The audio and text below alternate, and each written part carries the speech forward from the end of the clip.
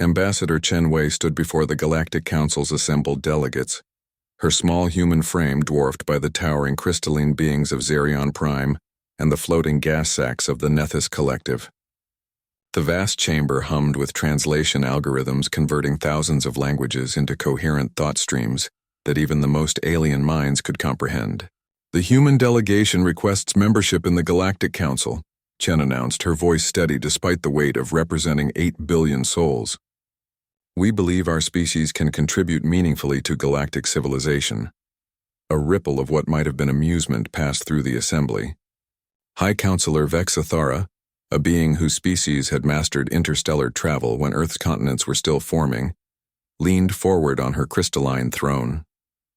"Young species," she began, her voice resonating like wind chimes in a hurricane. "The Council has existed for 47 million of your years. We have seen countless civilizations rise and fall. What could a species that has barely left its home system possibly offer us?" Chen had expected this question. Humanity's resume was admittedly thin compared to species that had been building Dyson spheres when humans were still learning to make fire. But she also knew something the Council didn't. Humans had a particular talent for turning limitations into advantages. "We understand your skepticism," Chen replied. "Perhaps a demonstration would be more persuasive than words."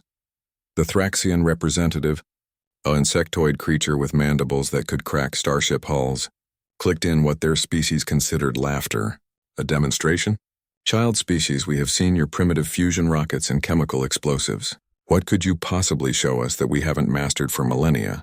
Chen smiled, a distinctly human expression that translated poorly across species but somehow conveyed confidence universal. "Give us 72 of your standard time units. We'll show you something unprecedented." The Council exchanged communications in frequency ranges that would have liquefied human neural tissue. Finally, Vexathara spoke. "Very well. You have your time. But know this, if your demonstration proves inadequate, humanity will be barred from Council consideration for 1,000 years. "Understood," Chen said, though privately she knew that if this failed, humanity might not survive long enough to try again. Across the solar system, humanity mobilized with the coordinated precision that had once built pyramids and sent rockets to the moon in a single generation. Every space elevator hummed with activity. Mining operations on Ceres worked triple shifts. The orbital shipyards around Mars looked like disturbed ant colonies as construction crews assembled components with desperate efficiency. Dr. Sarah Kim floated in the command center of Prometheus Station, humanity's newest and most ambitious project. Around her, holographic displays showed the controlled chaos of the most audacious engineering project in human history. "Magnetic containment field is stable," reported Chief Engineer Martinez from the fusion core chamber. "We're maintaining plasma temperatures of 200 million Kelvin. Gravitational field generators are synchronized," added Dr. Petrov from the exotic matter containment bay. "The artificial singularity is behaving within parameters." Kim nodded, checking the countdown timer. 18 hours until the demonstration. 18 hours to prove that humans belonged among the stars. The project had been conceived in desperation and built with determination that bordered on insanity. While other species had spent millions of years gradually advancing their technology, humans had taken a different approach. They had decided to compress stellar evolution into a controlled process. "Begin the ignition sequence," Kim ordered. At the heart of Prometheus Station, technology that pushed the boundaries of physics itself came online. Fusion reactors that had once powered entire cities now served as mere pilot lights for something far grander. Gravitational manipulators, humanity's latest breakthrough, began compressing hydrogen with forces that mimicked the core of a dying star. The exotic matter containment field flickered as matter from parallel dimensions was forced into their reality, providing the impossible densities needed for their plan. Warning klaxons sounded as radiation levels spiked beyond anything humans had previously created. "We're approaching the cascade threshold," Martinez reported, his voice tight with concentration. Kim watched the readings climb. Temperature, pressure, and density all rising toward values that existed naturally only in the hearts of stars. This was the moment of truth. Either humanity would create something magnificent or they would accidentally vaporize half the solar system. "Threshold reached," Dr. Petrov announced. "Initiating stellar ignition." Reality twisted. Space-time itself seemed to hold its breath as hydrogen atoms, compressed beyond their natural limits, began the ancient dance of stellar nucleosynthesis. But this wasn't the slow, steady burn of a natural star. This was controlled, directed, and completely artificial. Light blazed to life at the heart of Prometheus Station, not the harsh glare of fusion reactors, but the warm, golden radiance of a newborn star. Instruments throughout the solar system registered the impossible. Humans had just created a miniature sun. When the Galactic Council reconvened, the chamber fell silent as Chen activated the holographic projector. The display showed their solar system, but something had changed.